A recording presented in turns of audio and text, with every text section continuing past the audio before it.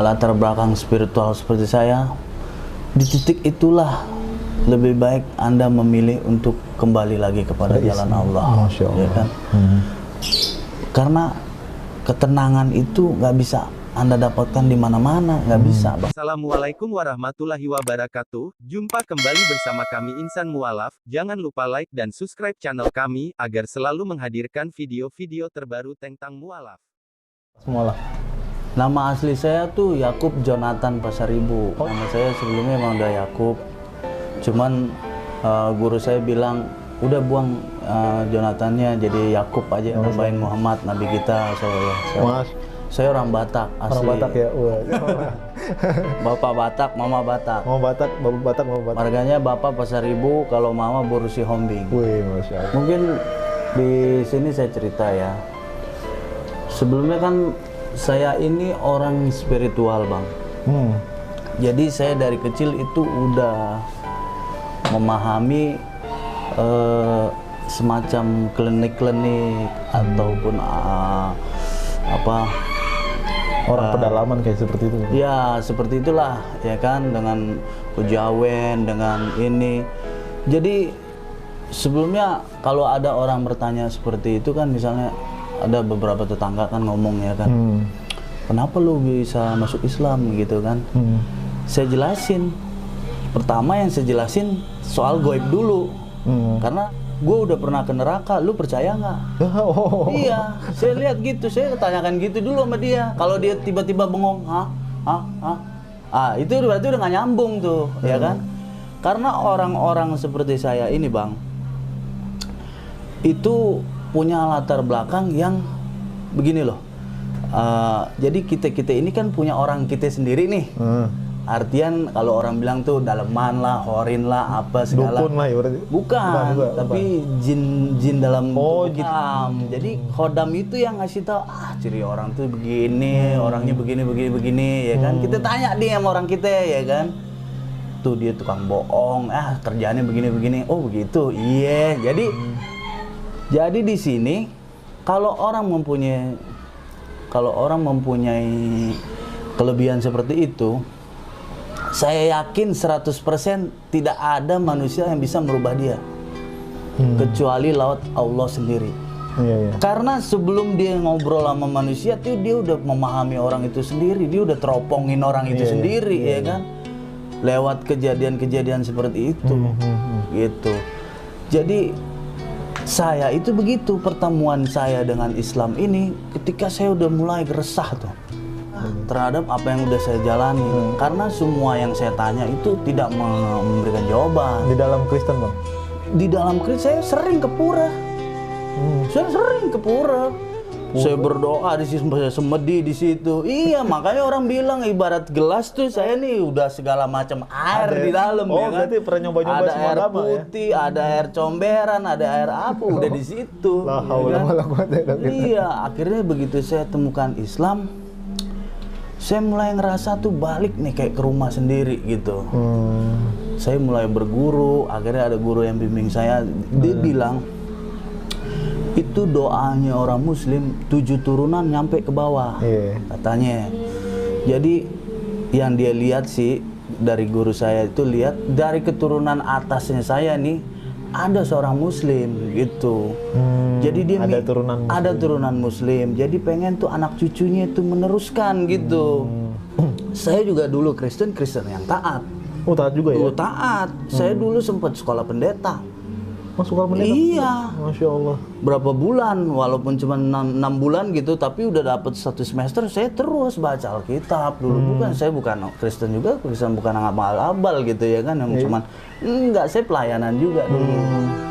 Tetapi di sini itulah saya bilang perubahan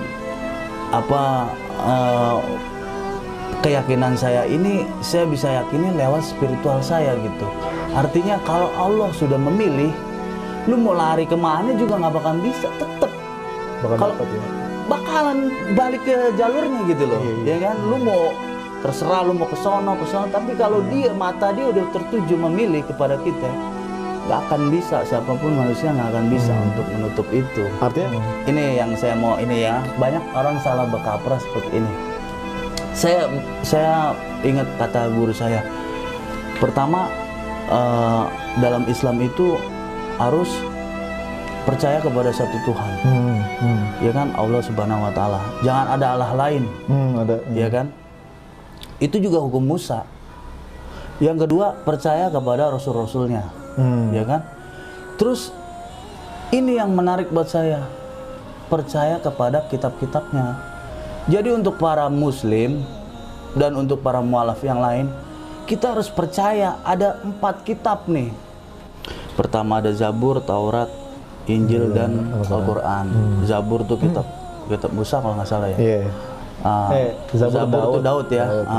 Terus ada Taurat Musa ya. Terus Injil Isa Al-Masih dan Al-Quran. Kadang orang mungkin seperti ini ya. Walaupun saya waktu itu sebenarnya saya nggak sempat pelajari Islamologi waktu itu ya kan. Karena di mata kuliah STT Teologi itu sebenarnya ada Islamologi itu. Jadi saya pelajarin yang 3 ini. Padahal harusnya 4-4-nya harus dipelajari. Sebagai seorang muslim juga harusnya 4-4-nya. Iya kan? Nggak boleh 1 aja Al-Quran, nggak bisa juga. Karena 4-4-nya harus kita pelajari. Kita cari kebenaran itu, ya kan? Jadi, dan selama ini yang orang Kristen itu menganggap kan Nabi Isa alaihissalam kan sebagai Tuhan, ya kan? Padahal kan kalau di Al-Quran sudah dijelaskan, ya kan? Terus di Injil pun sudah dijelaskan bagaimana bahwa sesungguhnya dia itu Allah memberikan Roh Allah, ya kan, ya, dengan karunia itu, ya kan. Tetapi kan sebagaimananya manusia tetap sesempurna manusia, kita yakin dong penciptanya pasti ada, iya benar. Ya kan. Jadi saya waktu itu mulai mencari, seperti itu awalnya, ya kan. Saya mulai mencari. Walaupun mungkin saya belum bisa seperti Nabi Isa alaihissalam puasa 40 hari 40 malam, mungkin itu kali jawabannya. Ya kan? Karena kan di Injil juga dijelaskan dia berpuasa 40 hari 40 malam. Dan saya yakin manusia mana juga belum tentu kuat tanpa makan dan tanpa minum, ya kan? 40 hari loh. Nah, sehingga mukjizat yang dilakukan luar biasa kan. Dan itu semua atas izin Allah Subhanahu wa taala kan. Mulai mencari. Awalnya begini, terus ada kepuasan, ada ketidakpuasan tersendiri dalam hati saya. Saya mulai mencari seperti ini. Lu nggak bosen tiap hari? Kata-kata itu terus mengajari saya. Saya nggak tahu ya kan, apakah itu suara dari Tuhan ataukah mungkin ya saya nggak bisa jelaskan, takutnya ada sensitif ya kan, bagian-bagian sensitif. Tapi suara itulah yang terus mengajari saya. Jadi dia terus ngajarin saya, lu nggak bosen hidup begini mulu, ayo dong, berubah dong, cari gurumu, cari. Sampai saya bilang, siapa guru? Saya sampai ke Kerawang, saya sampai ke ini, saya cari guru itu. Saya sempat jalanin, orang-orang Kejawen itu saya sempat jalanin. Jadi sempat nyoba-nyoba segala macam spiritual saya jalanin. Untuk menemukan jalan hidup yang bagaimana sih benar gitu ya. Sampai cari siapa, di mana sih sebenarnya Tuhan itu. Saya sampai titik itu saya cari, ya kan. Di mana dia itu sebenarnya. Sampai akhirnya kejadian lah. Jadi di sini sebelumnya ini kan kontrakan saya. Ada yang ngontrak. Ada yang ngontrak, dia kebetulan tuh komandan regu dari security. Jadi dia punya masalah dengan anak buahnya. Nah, masalah anak buahnya ini, anak buahnya ada kemungkinan dia tuh main santet. Dia main santet. Nah, karena saya ngerti bagian-bagian itu, iya saya coba bantu. Akhirnya saya connect, ya kan.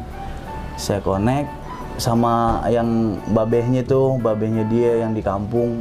Saya bilang, di babeh dia ngirim, ya kan, ngirim jin apa, saya masukin ke saya, baru saya transfer ke dia. Di sini kejadiannya. Tapi setelah dari itu, nggak lama dari itu, akhirnya saya yang diserang. Leher saya panas seperti kayak kebakar gitu kan. Jadi sampai tadi malam juga tuh, sampai tadi malam saya masih dites tuh, dia pindah nih. Karena setelah perubahan saya ini, saya sering sholat, anak saya sholat, mungkin dia buat dia panas juga ya kan. Karena saya sering ngomongin ya kan, lu Islam dari kecil sholat dong ya kan. Saya sering ngomong gitu. Wah panas, akhirnya dia pindah nih, baru kemarin pindah. Komandan ini, komandan regu ini Danru ya, seperti itu. Jadi begitu saya panas ini, saya pergi ke musola. Karena buat saya nggak tahan ya kan. Santet itu kan rasanya beda sama ini bang, beda sama penyakit-penyakit biasa. Dia kalau orang kena santet itu dia pasti merasakan kayak perih, kebakar-bakar, karena sifatnya dari api. Perih, terbakar gitu. Saya di sini sepanjang leher saya di sini sakit sekali. Akhirnya saya ke situ, saya ngobrol sama ustadz saya. Itulah awal pertama kali saya udah 2 kali sih, cuman yang merasa saya puas sekali itu begitu saya mengucapkan kalimat 2 syahadat itu sama guru saya yang di sini. Yang di sini ya? Iya, yang di musola dekat ini. Saya ngobrol aja sama dia. Aduh Pak Ustadz, gimana sih nih leher saya begini katanya. Kenapa sih katanya dia. Udah sini dulu ngobrol gitu ya, ngobrol. Sambil ngobrol mungkin dia berucap kali ya kan, dia sambil doa gini-gini. Seketika itu juga bang sembuh. Nggak ada lagi, dia bilang kan udah pulang mandi, ntar kita kesini lagi ngobrol. Saya pulang mandi. Sampuan 3 kali katanya. Terus nih dada-dada, ini lu udah kebanyakan jin nih dalam tubuh lo nih katanya ya kan. Dada-dada semua, terus sela-sela, kuku-kuku apa bersihin semua. Akhirnya kita habis itu loh, di situ saya langsung mandi, habis itu berangkat lagi ke musola. Saya cerita tentang pengalaman dulu, spiritual. Nah, dia yang cerita, lu tuh ibarat gelas, wadahnya itu udah ada, cuman segala air nih udah masuk semua lo katanya. Air comberan, air segala macam. Akhirnya dialah yang mengajari saya, dan begitu saya mengucapkan kalimat 2 syahadat itu saya peluk dia, saya nangis bang. Saya nangis. Seolah-olah kayak tenang. Yang saya rasakan tuh kayak pulang ke rumah sendiri gitu. Masya Allah. Iya kan? Masya Allah. Yang selama ini saya kesono kesini tuh kayaknya gue cuma singgah doang. Begitu saya ke situ kayaknya ini loh rumah lo. Udah gitu sepertinya udah mulai ketutup tuh. Iya, alhamdulillah. Iya kan? Saya udah coba itu, tapi di dalam dia bicara, kemarin kan saya mulai hening lagi kan. Dia bicara tentang cukupan dulu ilmunya gitu, maksudnya belajar ngaji dulu, seperti itu ya kan, baca Al-Quran, nanti basic kamu udah kuat, kamu bisa deh tuh tidak ada tipu daya jin lagi di situ. Kalau itu karomah itu kan gift, itu udah Allah titipkan kepada seseorang seperti itu. Cuman ada kalanya seperti ini bang, maksudnya gini, ada orang yang misalnya dia punya kemampuan lebih dalam indera keenam lah kita bilang ya kan, tapi dia lebih percaya kepada jin-jin tersebut gitu. Itu yang mungkin Allah mau tunjukkan sama saya, udah jangan percaya lagi yang begitu-begituan. Gitu. Kembali walaupun kemarin sempat tembus juga bang, begitu dia pindah, terus saya lupa tuh salat isya, saya langsung pulang, tiba-tiba perut gini tuh, naik turun. Saya lihat jam 12 malam ada suara dari hati, jam 12, coba lihat bener gak? Jam 12, oh iya benar, ambil wudhu cepet. Itu suara itu yang ngajarin saya bang. Saya langsung ambil wudhu, saya langsung sholat isya. Saya zikir di situ. Habis itu saya tenang, saya zikir di situ. Udah langsung saya bisa tidur. Masya Allah. Karena dia tahu anaknya ini spiritualis. Itu kunci pertama. Kalau keluarga yang lain saya mah bodo amat.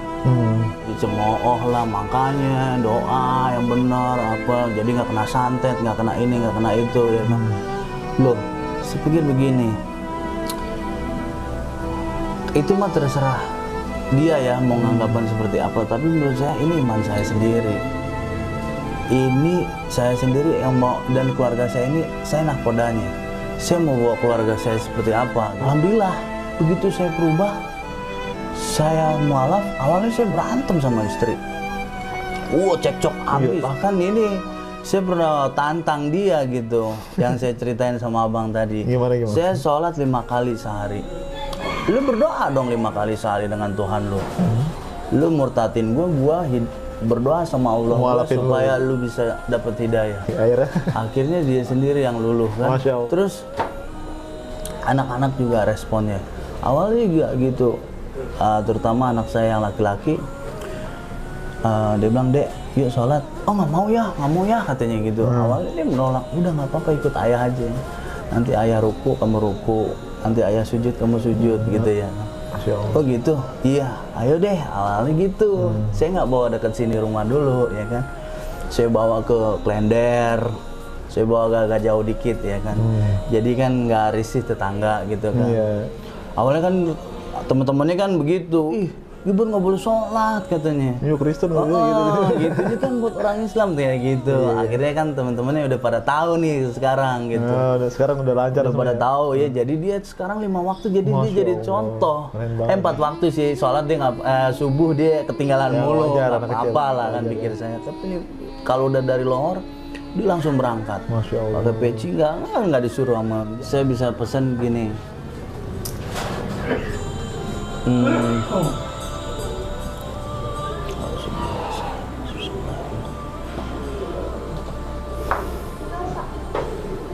Mungkin untuk para spiritual seperti ini ya, karena saya yakin ketika Allah sudah memilih, itu kita nggak tahu ya kapan datang hidayahnya ya kan. Tapi saya yakin ada, buat seseorang spiritual itu pasti ada titik jenuhnya tuh, Bang. Iya. Walaupun dia bisa tarik nih jin yang udah ribuan tahun jadi anak buah dia, ataupun kuntilanak apa semua, atau orang-orang arwah-arwah yang nggak jelas itu yang mati penasaran, itu pada saatnya nanti ada tingkat kebosanan. Dan titik itulah mungkin buat para spiritual, kayak gue bosen, ternyata begini-begini doang mengungkap tabir-tabir yang selama ini orang nggak bisa gitu ya kan.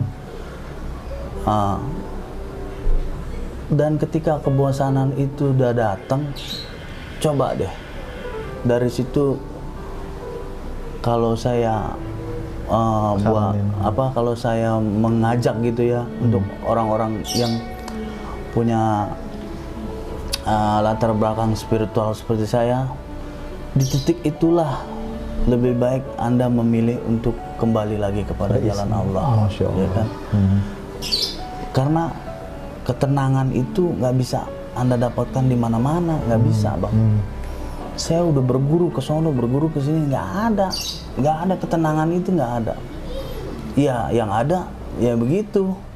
Akhirnya jin mulai menipu, bahkan saya sampai hampir gila, Bang.